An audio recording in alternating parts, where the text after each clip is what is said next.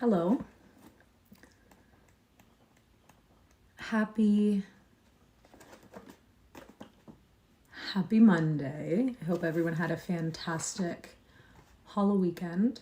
And if you watched the World Series, hope you're still here. I mean, it was a little bit unfortunate for sure. We are doing today, today we are going to read The Haunter of the Dark. Also, by H.P. Lovecraft, of course. We are working our way through the Necronomicon. This is just one story. There is no real natural break, but I am going to do this one in two parts. So, The Haunter of the Dark, dedicated to Robert Bloch, starts with the quote, "I have seen the dark universe yawning, where the black planets roll without aim, where they roll in their horror unheeded, without knowledge or luster or name." And that is quoted as from Nemesis. Okay, sorry, I was just looking for my water bottle. Cautious investigators will hesitate to challenge the common belief that Robert Blake was killed by lightning, or by some profound nervous shock derived from an electrical discharge. It is true that the window he faced was unbroken, but nature has shown herself capable of many freakish performances. The expression on his face may easily have arisen from some obscure muscular source unrelated to anything he saw, while the entries in his diary are clearly the result of fantastic imagination aroused by certain local superstitions and by certain old matters he had uncovered. As for the anomalous conditions at the deserted church of Federal Hill, the shrewd analyst is not slow in attributing them to some charlatanry, conscious or unconscious, with at least some of which Blake was secretly connected. For after all, the victim was a writer and painter wholly devoted to the field of myth, dream, terror, and superstition, and avid in his quest for scenes and effects of a bizarre, spectral sort. His earlier stay in the city, a visit to a strange old man as deeply given to occult and forbidden lore as he, had ended amidst death and flame, and it must have been some morbid instinct which drew him back from his home in Milwaukee.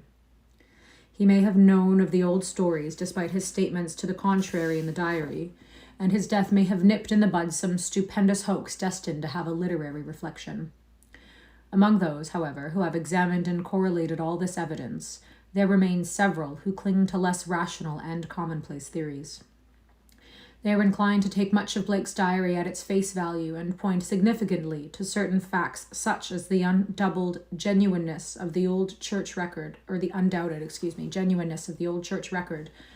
verified existence of the disliked and unorthodox Starry Wisdom sect prior to 1877, the recorded disappearance of an inquisitive reporter named Edwin M. Lillibridge in 1893, and above all, the look of monstrous, transfiguring fear on the face of the young writer when he died.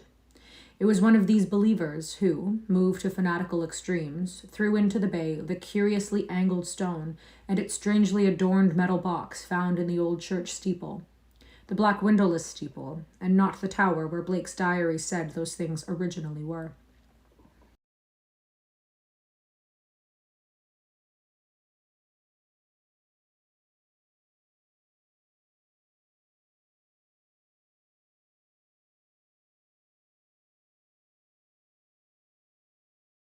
Both officially and unofficially.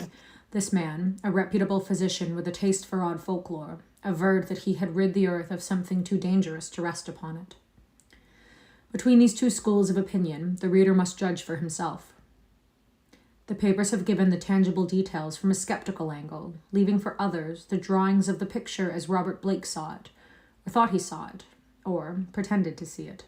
Hi, I'm good, thank you. How are you? Now, studying the diary closely, dispassionately, and at leisure, let us summarize the dark chain of events from the expressed point of view of their chief actor. Which book is it? We are reading from the Necronomicon, and this story is called The Haunter of the Dark. Young Blake returned to Providence in the winter of 1934 to 35, taking the upper floor of a venerable dwelling in a grassy court off College Street, on the crest of the great eastward hill near the Brown University campus, and behind the marble John Hay Library. It was a cozy and fascinating place, in a little garden oasis of village-like antiquity, where huge, friendly cats sunned themselves atop a convenient shed. The square Georgian house had a monitor roof, a classic doorway with fan carving, small paned windows, and all the other earmarks of early 19th century workmanship. Inside were 6-paneled doors, wide floorboards, a curving colonial staircase, white Adam period mantels, and a rear set of rooms 3 steps below the general level. Blake's study, a large southwest chamber, overlooked the front garden on one side, while its west windows, before one of which he had his desk, faced off from the brow of the hill and commanded a splendid view of the lower town's outspread roofs and of the mystical sunsets that flamed behind them. On the far horizon were the open countryside's purple slopes. Against these, some 2 miles away, rose the spectral hump of Federal Hill, bristling with huddled roofs and steeples whose remote outlines wavered mysteriously, taking fantastic forms as the smoke of the city swirled up and enmeshed them. Blake had a curious sense that he was looking upon some unknown, ethereal world which might or might not vanish in dream if ever he tried to seek it out and enter it in person. Having sent home for most of his books, Blake bought some antique furniture suitable to his quarters and settled down to write and paint, living alone and attending to the simple housework himself. His studio was in a north attic room where the panes of the monitor roof furnished admirable lighting. During that first winter, he produced 5 of his best-known short stories, The Burrower Beneath, The Stairs in the Crypt, Shagai, In the Val of Nath, and The Feaster from the Stars, and painted 7 canvases, studies of nameless, unhuman monsters and profoundly alien, non-terrestrial landscapes. At sunset, he would often sit at his desk and gaze dreamily off at the outspread west, the dark towers of Memorial Hill just below, the Georgian courthouse belfry, the lofty pinnacles of the downtown section, and that shimmering, spire-crowned mound in the distance whose unknown streets and labyrinthine gables so potently provoked his fancy. Hello. Which book do I love the most? Like, in the world? Like, what's my favorite book ever? Because that's a pretty big ask. I don't know if I have a favorite book ever, actually. What's your favorite book ever? I don't actually think I have an adequate answer to that question, unfortunately. From his few local acquaintances, he learned that the far-off slope was a vast Italian quarter, though most of the houses were remnant of older Yankee and Irish days. Now and then, he would train his field glasses on that spectral, unreachable world beyond the curling smoke, picking out individual roofs and chimneys and steeples, and speculating upon the bizarre and curious mysteries they might house. Even with optical aid, Federal Hill seemed somehow alien, half fabulous and linked to the unreal, intangible marvels of Blake's own tales and pictures. The feeling would persist long after the hill had faded into the violet, lamp-starred twilight, and the courthouse floodlights and the red industrial trust beacon had blazed up to make the night grotesque. Mine are many. Yeah, that's fair. There are a lot of very good books out there. I do have a lot of favorite books, but I really liked The Invisible Life of Addie LaRue. I really like The 3 Musketeers. I like the whole Throne of Glass series. Lord of the Rings, of course. And I quite enjoyed Frankenstein. Oh, and Dracula. Love those. Just some of my favorites, but I don't have a favorite. Of all the distant objects on Federal Hill, a certain huge, dark church most fascinated Blake. It stood out with a special distinctness at certain hours of the day, and at sunset, the great tower and tapering steeple loomed blackly against the flaming sky. It seemed to rest on especially high ground, for the grimy facade and the obliquely seen north side with sloping roof and the tops of great pointed windows rose boldly above the tangle of surrounding ridgepoles and chimney pots. Peculiarly grim and austere, it appeared to be built of stone, stained and weathered with the smoke and storms of a century and more. The style, so far as the glass could show, was that earliest experimental form of Gothic revival, which preceded the stately Upjohn period and held over some of the outlines and proportions of the Georgian age. Perhaps it was reared around 1810 or 1815. Cosmic ones are crime stories. Crime stories are good. Everyone loves a good crime story, I would think. As months passed, Blake watched the far-off, forbidding structure with an oddly mounting interest. Since the vast windows were never lighted, he knew that it must be vacant. The longer he watched, the more his imagination worked, till at length he began to fancy curious things. He believed that a vague, singular aura of desolation hovered over the place, so that even the pigeons and swallows shunned its smoky eaves. Around other towers and belfries, his glass would reveal great flocks of birds, but here they never rested. At least, that is what he thought and set down in his diary. He pointed the place out to several friends, but none of them had ever been on Federal Hill or possessed the faintest notion of what the church was or had been. In the spring, a deep restlessness gripped Blake. He had begun his long-planned novel, based on a supposed survival of the witch cult in Maine, but was strangely unable to make progress with it. More and more, he would sit at his westward window and gaze at the distant hill and the black, frowning steeple shunned by the birds. When the delicate leaves came out on the garden boughs, the world was filled with a new beauty, but Blake's restlessness was merely increased. It was then that he first thought of crossing the city and climbing bodily up that fabulous slope into the smoke-wreathed world of dream. From a secret society in the back. What, over here? It's just decoration. I just have lots of little witchy decorations. Late in April, just before the eon-shadowed Walpurgis time, Blake made his first trip into the unknown. Yes. Plodding through the endless downtown streets and the bleak, decayed squares beyond, he came finally upon the ascending avenue of century-worn steps, sagging Doric porches and blear-paned cupolas which he felt must lead up to the long-known, unreachable world beyond the mists. There were dingy blue and white street signs which meant nothing to him. There were dingy blue and white street signs which meant nothing to him, and presently he noted the strange, dark faces of the drifting crowds and the foreign signs over curious shops in brown, decade-weathered buildings. Nowhere could he find any of the objects he had seen from afar, so that once more he half fancied that the Federal Hill of the distant view was a dream world never to be trod by living human feet. Now and then, a battered church facade or crumbling spire came in sight, but never the blackened pile that he sought. When he asked a shopkeeper about a great stone church, the man smiled and shook his head, though he spoke English freely. As Blake climbed higher, the region seemed stranger and stranger, with bewildering mazes of brooding brown alleys leading eternally off to the south. He crossed 2 or 3 broad avenues, and once thought he glimpsed a familiar tower. Again, he asked a merchant about the massive church of stone, and this time he could have sworn that the plea of ignorance was feigned. The dark man's face had a look of fear which he tried to hide, and Blake saw him make a curious sign with his right hand. Then suddenly, a black spire stood out against the cloudy sky on his left, above the tiers of brown roofs lining the tangled southerly alleys. Blake knew at once what it was, and plunged toward it through the squalid, unpaved lanes that climbed from the avenue.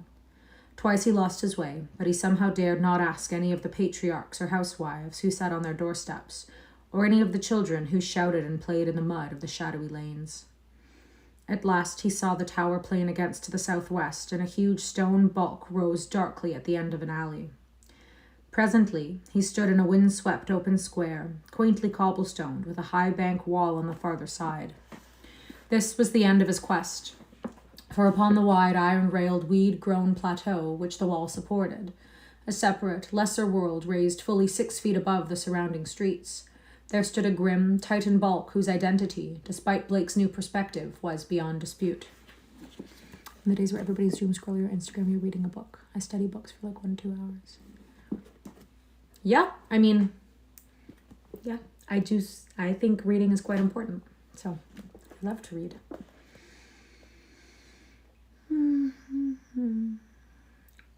Yes, okay. The vacant church was in a state of great decrepitude. Some of the high stone buttresses had fallen, and several delicate finials lay half lost among the brown, neglected weeds and grasses. The sooty Gothic windows were largely unbroken, though many of the stone mullions were missing. Blake wondered how the obscurely painted panes could have survived so well in view of the known habits of small boys of the world over. The massive doors were intact and tightly closed. Around the top of the bank wall, fully enclosing the grounds, was a rusty iron fence whose gate, at the head of a flight of steps from the square, was visibly padlocked. When it comes to recall what I studied, then I'm finished. The path from the gate to the building was completely overgrown. Desolation and decay hung like a pall above the place, and in the birdless eaves and black, ivyless walls, Blake felt a touch of the dimly sinister beyond his power to define. There were very few people in the square, but Blake saw a policeman at the northerly end and approached him with questions about the church. He was a great wholesome Irishman, and it seemed odd that he would do little more than make the sign of the cross and mutter that people never spoke of that building.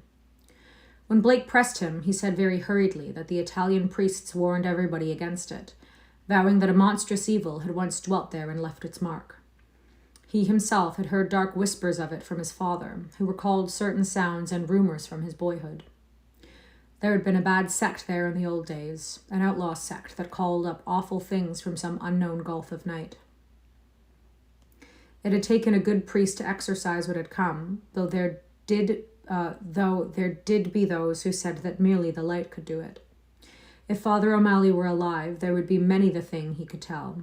But now there was nothing to do but let it alone. It hurt nobody now, and those that owned it were dead or far away. They had run away like rats after the threatening talk in 77, when people began to mind the way folks vanished now and then in the neighborhood. Some day, the city would step in and take the property for lack of heirs, but little good would come of anybody's touching it.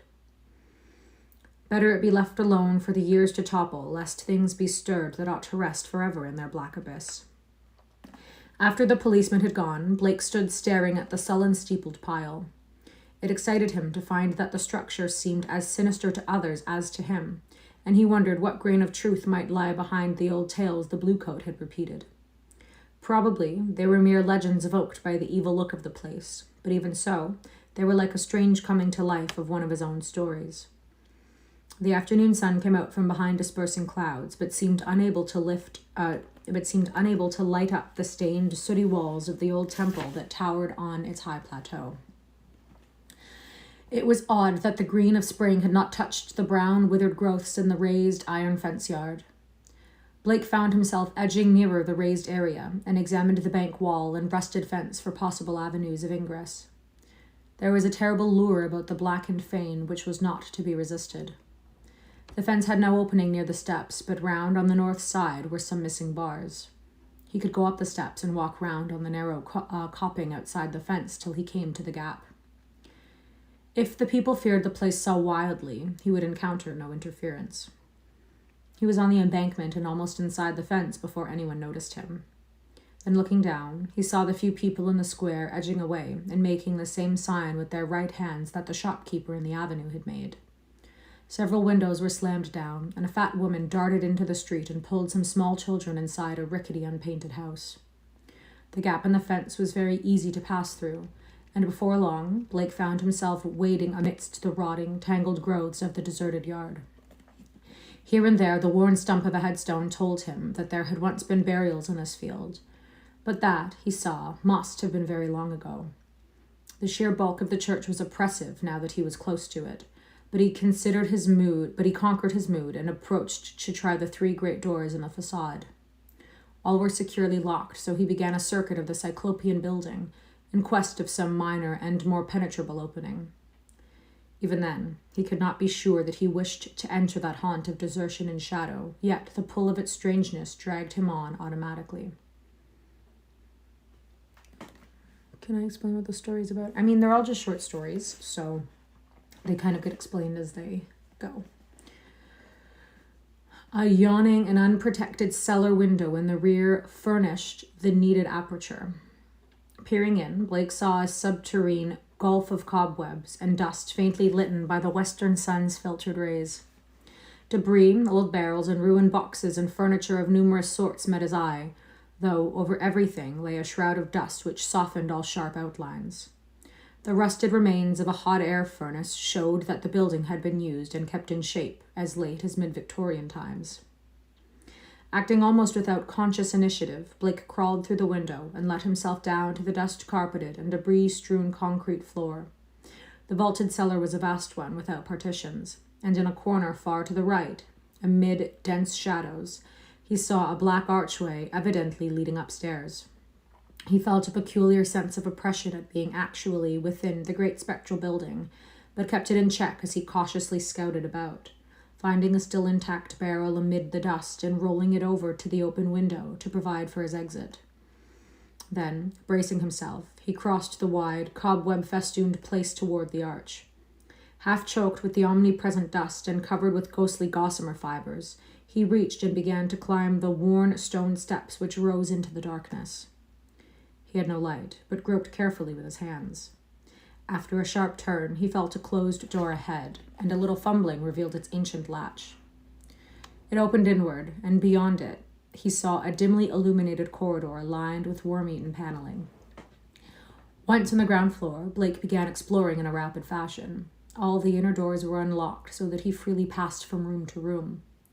The colossal nave was an almost eldritch place, with its drifts and mountains of dust over box pews, altar, hourglass pulpit, and sounding board, and its titanic ropes of cobweb stretching among the pointed arches of the gallery and entwining the clustered Gothic columns.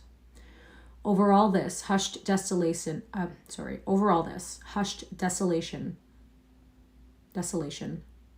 played a hideous leaden light as the declining afternoon sun sent its rays through the strange, half-blackened panes of the great apsidal windows. It's Monday. We're doing our best. The paintings on those windows were so obscured by soot that Blake could scarcely decipher what they had represented, but from the little he could make out, he did not like them. The designs were largely conventional, and his knowledge of obscure symbolism told him much concerning some of the ancient patterns. The few saints depicted bore expressions distinctly open to criticism, while one of the windows seemed to show merely a dark space with spirals of curious luminosity scattered about it. Turning away from the windows, Blake noticed that the cobwebbed cross above the altar was not of the ordinary kind, but resembled the primordial ankh or crux ansata of shadowy Egypt. In a rear vestry room beside the apse, Blake found a rotting desk and ceiling-high shelves of mildewed, disintegrating books. Here for the first time, he received a positive shock of objective horror, for the titles of those books told him much. They were the black, forbidden things which most sane people had never even heard of, or have heard of only in furtive, timorous whispers, the banned and dreaded repositories of equivocal secret and immemorial formulae which have trickled down the stream of time from the days of man's youth and the dim, fabulous days before man was. He had himself read many of them, a Latin version of the abhorred Necronomicon, the sinister Liber Ivonus, the infamous Coutes de Gules of Comte d'Arlet, the Unausprechlichen Kulten of von Junst, and old Ludwig Prinz Hellish de Vermit's Mysteries. But there were others he had known merely by reputation or not at all. The Narcotic manuscripts, the Book of Dizion, and a crumbling volume in wholly unidentifiable characters, yet with certain symbols and diagrams shudderingly recognizable to the occult student. Certainly, the lingering local rumors had not lied. This place had once been the seat of an evil older than mankind and wider than the known universe. In the ruined desk was a small leather-bound record book filled with entries in some old cryptographic medium. The manuscript writing consisted of the common traditional symbols used today in astronomy and anciently used in alchemy, astrology, and other dubious arts. The devices of the sun, moon, planets, aspects, and zodiacal signs, here massed in the solid pages of text, with divisions and paragraphing suggesting that each symbol answered to some alphabetical letter. In the hope of later solving the cryptogram, Blake bore off this volume in his coat pocket. Many of the great tomes on the shelves fascinated him unutterably, and he felt tempted to borrow them at some later time. He wondered how they could have remained undisturbed so long. Was he first to conquer the clutching, pervasive fear which had for nearly 60 years protected this deserted place from visitors? Having now thoroughly explored the ground floor, Blake plowed again through the dust of the spectral nave to the front vestibule, where he had seen a door and staircase, presumably leading up to the blackened tower and steeple, objects so long familiar to him at a distance. The ascent was a choking experience, for dust lay thick, while the spiders had done their worst in this constricted place. The staircase was a spiral with high, narrow wooden threads, and now and then Blake passed a clouded window looking dizzily out over the city. Though he had seen no ropes below, he expected to find a bell or peal of bells in the tower, whose narrow, Louvre-bordered lancet windows his field glass had studied so often. Here he was doomed to disappointment, for when he attained the top of the stairs, he found the tower chamber vacant of chimes, and clearly devoted to vastly different purposes. The room, about 15 feet square, was faintly lighted by 4 lancet windows, one on each side, which were glazed within their screening of decayed Louvre boards. These had been further fitted with tight, opaque screens, but the latter were now largely rotted away. In the center of the dust-laden floor rose a curiously angled stone pillar with some 4 feet in height and 2 in average diameter, covered on each side with bizarre, crudely incised and wholly unrecognizable hieroglyphs. On this pillar rested a metal box of peculiarly asymmetrical form, its hinged lid thrown back and its interior holding what looked beneath the decade-deep dust to be an egg-shaped or irregularly spherical object some 4 inches through. Around the pillar in a rough circle were 7 high-backed Gothic chairs still largely intact, while behind them, arranging along the dark panelled walls, were 7 colossal images of crumbling black-painted plaster, resembling more than anything else the cryptic carven megaliths of mysterious Easter Island. In one corner of the cobwebbed chamber, a ladder was built into the wall, leading up to the closed trapdoor of the windowless steeple above. As Blake grew accustomed to the feeble light, he noticed odd bas-reliefs on the strange open box of yellowish metal. Approaching, he tried to clear the dust away with his hand and handkerchief, and saw that the figurings were of a monstrous and utterly alien kind, depicting entities which, though seemingly alive, resembled no known life form ever evolved on this planet. The 4-inch seeming sphere turned out to be a nearly black, red striated polyhedron with many irregular flat surfaces, either a very remarkable crystal of some sort, or an artificial object of carved and highly polished mineral matter. It did not touch the bottom of the box, but was held suspended by means of a metal band around its center, with 7 queerly designed supports extending horizontally to angles of the box's inner wall near the top. This stone, once exposed, exerted upon Blake an almost alarming fascination. He could scarcely tear his eyes from it, and as he looked at its glistening surfaces, he almost fancied it was transparent, with half-formed worlds of wonder within. Into his mind floated pictures of alien orbs with great stone towers, and other orbs with Titan mountains and no mark of life, and still remoter spaces where only a stirring in vague blacknesses told of the presence of consciousness and will. When he did look away, it was to notice a somewhat singular mound of dust in the far corner near the ladder to the steeple. Just why it took his attention he could not tell, but something in its contours carried a message to his unconscious mind. Plowing toward it and brushing aside the hanging cobwebs as he went, he began to discern something grim about it. Hand and handkerchief soon revealed the truth, and Blake gasped with a baffling mixture of emotions. It was a human skeleton, and it must have been there for a very long time. The clothing was in shreds, but some buttons and fragments of cloth bespoke a man's gray suit. There were other bits of evidence: shoes, metal clasps, huge buttons for round cuffs, a stick pin of bygone pattern, a reporter's badge with the name of the old Providence Telegram, and a crumbling leather pocketbook. Blake exclaimed the latter with care, finding within it several bills of antiquated issue, a celluloid advertising calendar for 1893, some cards with the name Edwin M. Lillibridge, and a paper covered with penciled memoranda. This paper held much of a puzzling nature, and Blake read it carefully at the dim westward window.